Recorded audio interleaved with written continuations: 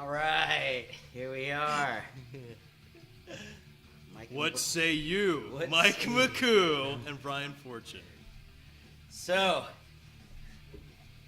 prior to turning this device on, Brian had a question for me. Brian? Literally, right before I said, hey, we should record this, I was going to say, hey, have you seen the previews for Rogue One? That's right.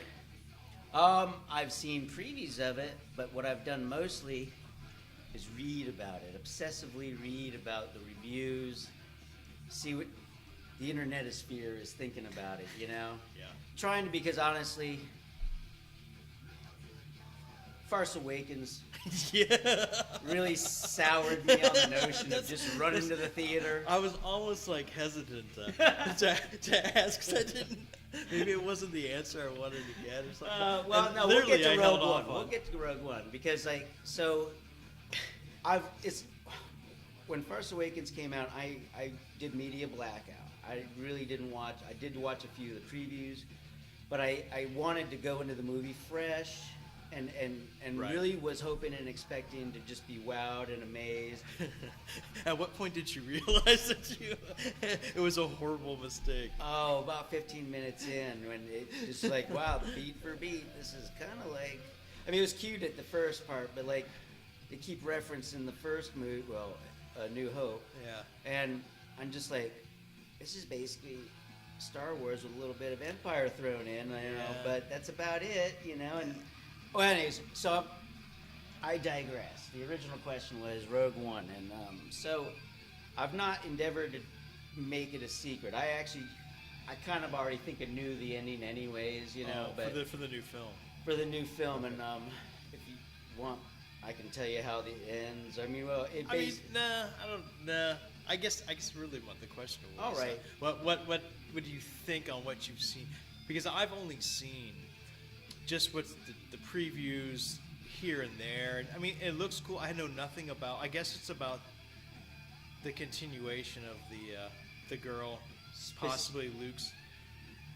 So is it a backstory? I'm confused on the It whole. is a movie. Okay.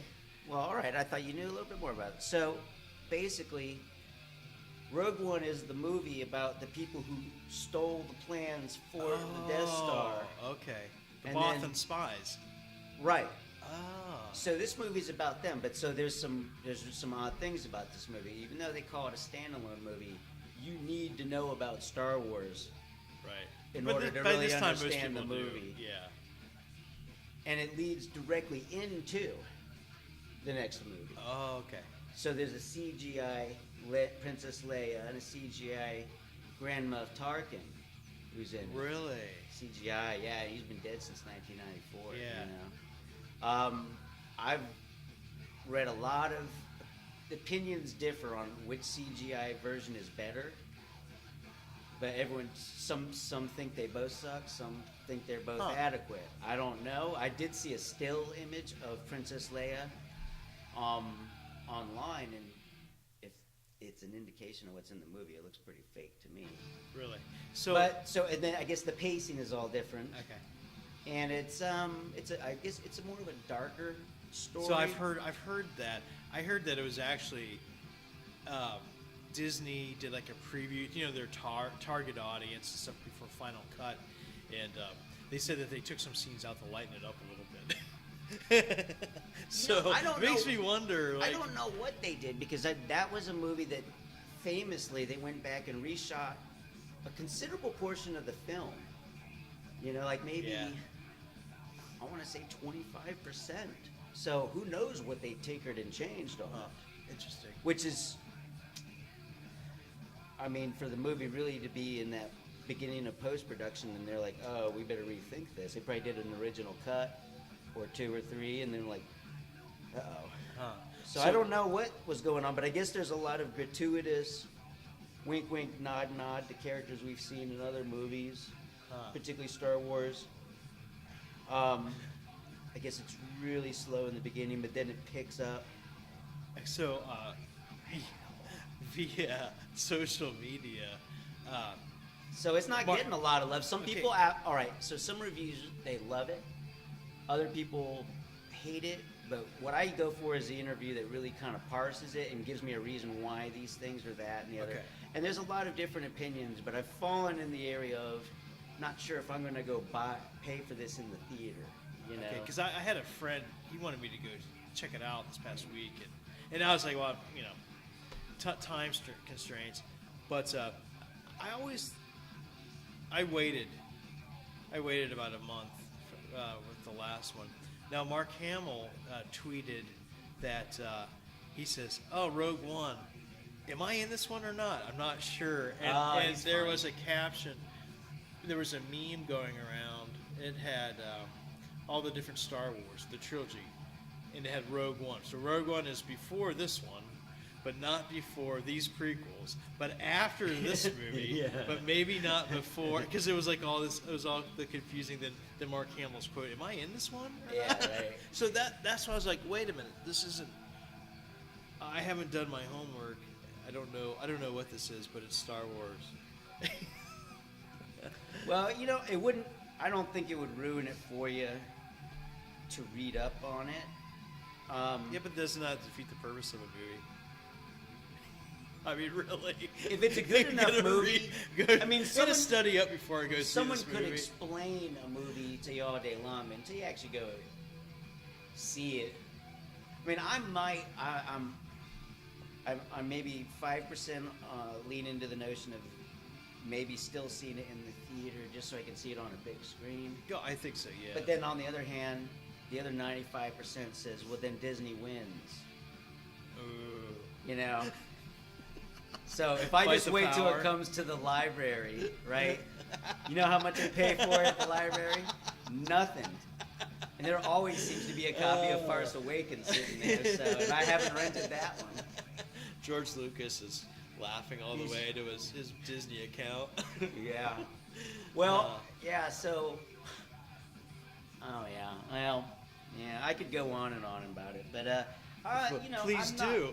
That's what we're here. I'm not hating on the notion. I just think that, boy, it's not the way I would have gone about things. So you come out, Disney buys this big property.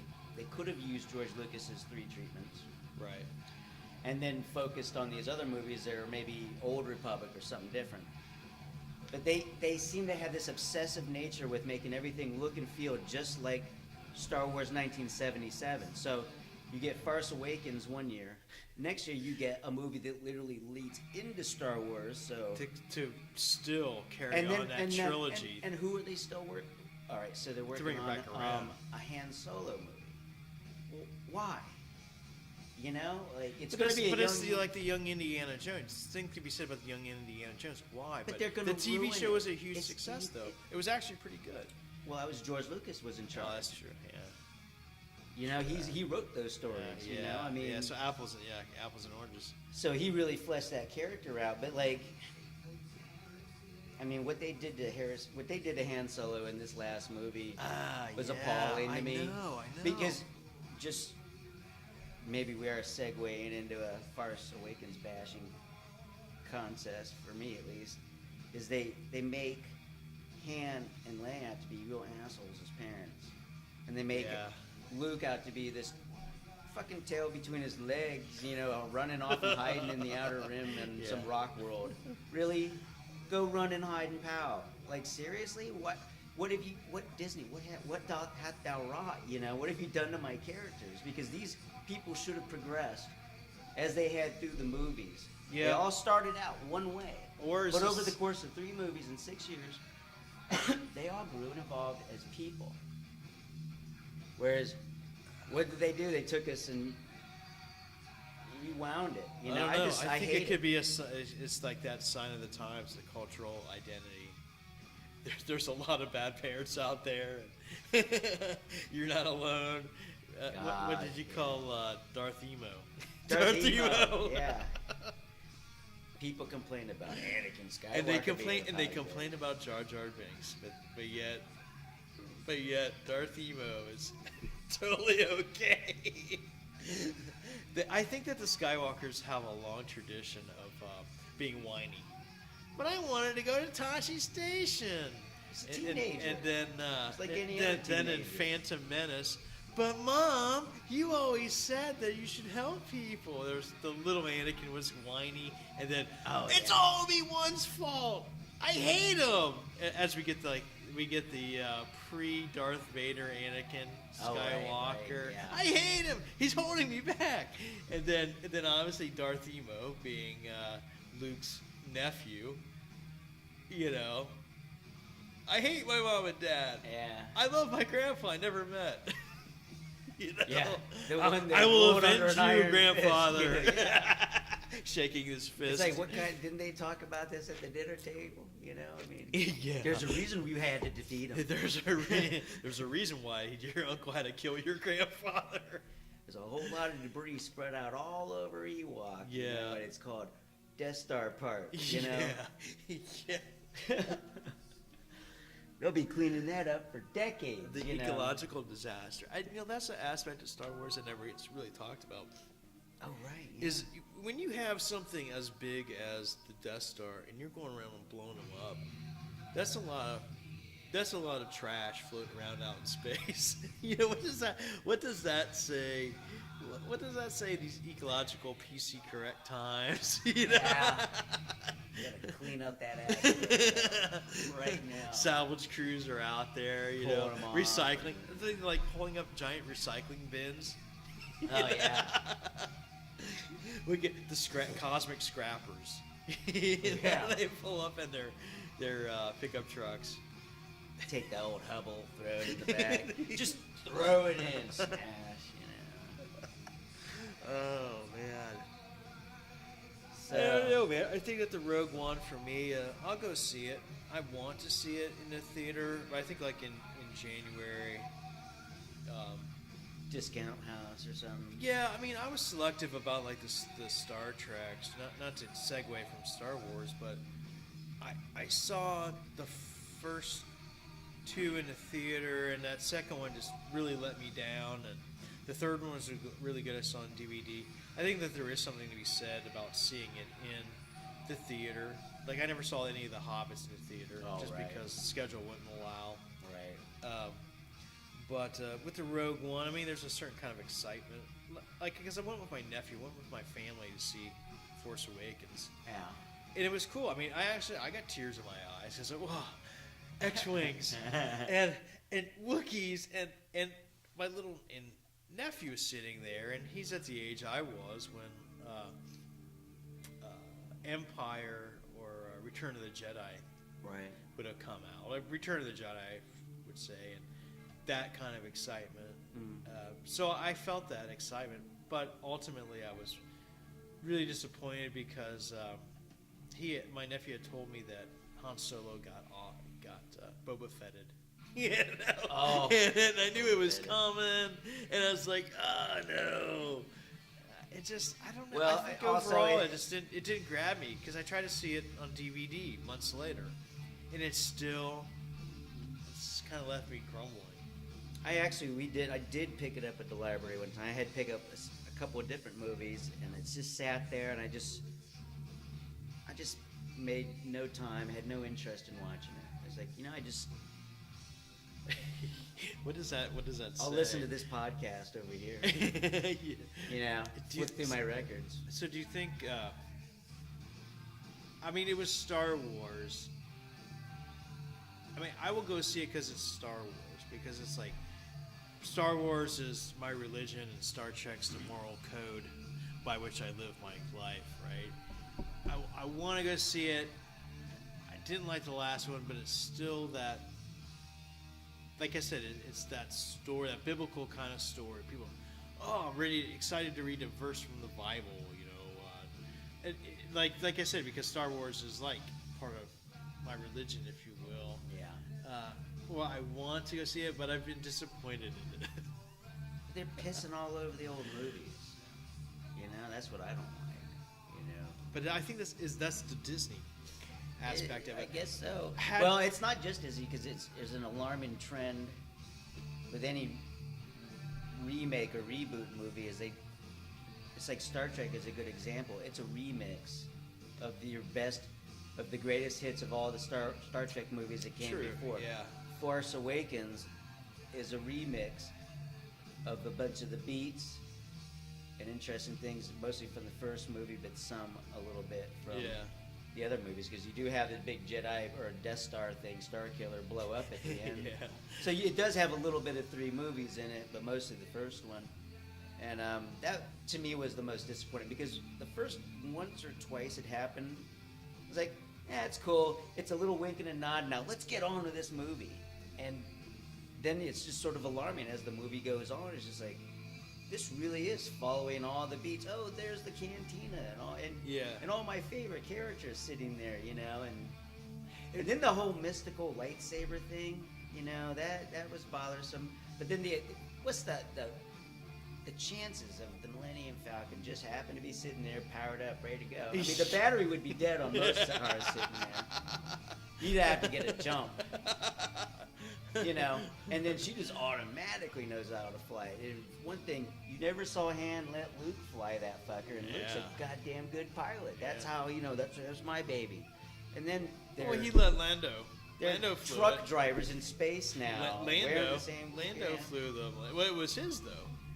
Well, it was Lando's, but Han won it in a card match. But he wasn't even.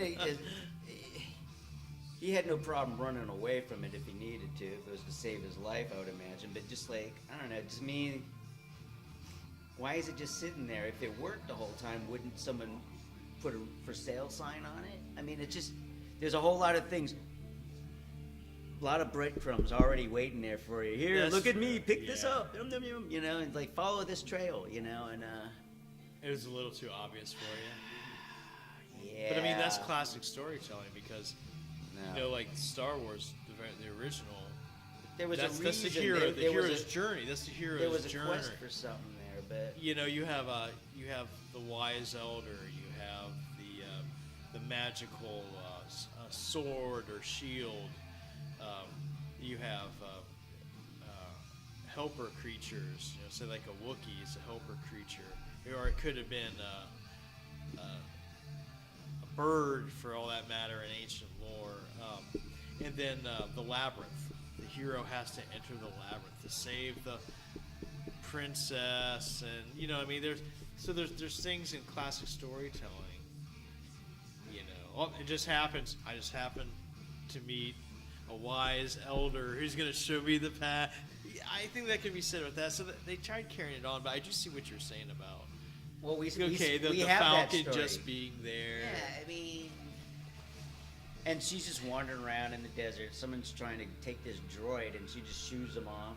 It's not her droid. How does she know that wasn't that person's droid? my thing was that she seemed to know how to use this lightsaber right away. Oh, in the Jedi mind trick. How? Wait a minute. Luke 3. You know, movies. You know, 3 movies to get halfway right? deep. But she's already got the lightsaber thing down. You know, the other thing I noticed too, since it's on the Bashing Fest, like in the George Lucas prequels, there was a lot of acrobatics being done. Oh yeah. In the fight scenes, and this you didn't have any of it. They were back to 2 feet on the ground combat. And she was definitely better at hand-to-hand combat than Darth Emo was, and he was being trained by a Dark Lord and had all stormtroopers. He can stop fire, you know, freeze fire, and you know, just like that's pretty weird, you know. Just grooving on this fucking song here from Iron Maiden. Yeah. It's a great mix. I'm really proud of myself. See, because usually with when I program a mix, I do it on shuffle. Yeah. Okay, but this time I'm just letting it play all the way through. So you're gonna get like I noticed you're gonna get like 2 yeah. priests. You're gonna get a couple Acid King. You know, just enough to get you into it and the move. Yeah, because it's like I kind of just cherry picked. You know, it's that old. I made the ultimate cassette tape mix with the dual deck cassette tape. Yeah. I made the ultimate mix.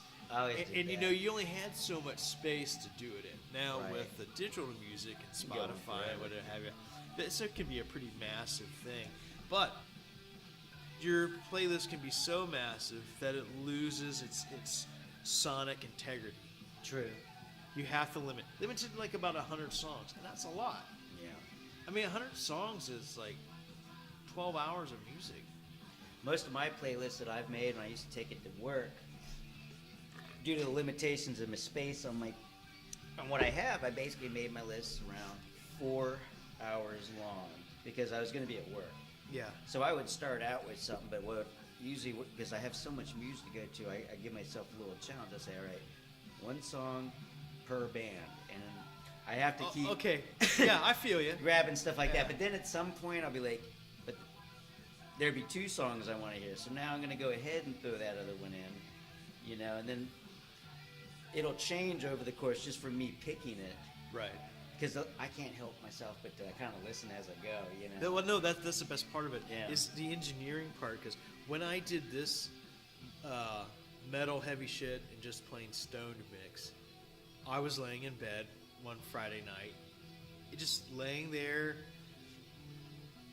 sketch songs, just going through. Oh yeah, that sounds cool. And, Yeah. but I needed to hear it a little bit. It's not as fun if you just sit there blindly picking songs. Right.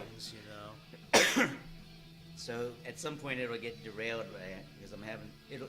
What it starts out is won't be the way it ends typically. But it's a gradual change. So I'll find that right metal song that somehow connects with this one new wave song. Okay, so I do have a master, and a then master library mix. Yeah, I agree. And then I'll kind of start moving into that area, and then I'll take some strand of that, and then it'll move into say old Bauhaus or something. Okay, you know what? You can have. I have a mix like that on here. It's got anything from Johnny Cash to D'Angelo to Snoop Dogg. There's some Black Sabbath. That's the any and all list. The any and all list. Like my favorite, like R&B radio songs. Right. That I normally wouldn't sit and listen 4 hours of that particular artist, but I want that one particular song. It's remember when people used to buy singles? Remember the 45s. Okay, I think this what creating a playlist has become is you're your own DJ. Yeah. That's why you bought all those 45s and cassette tape singles growing up.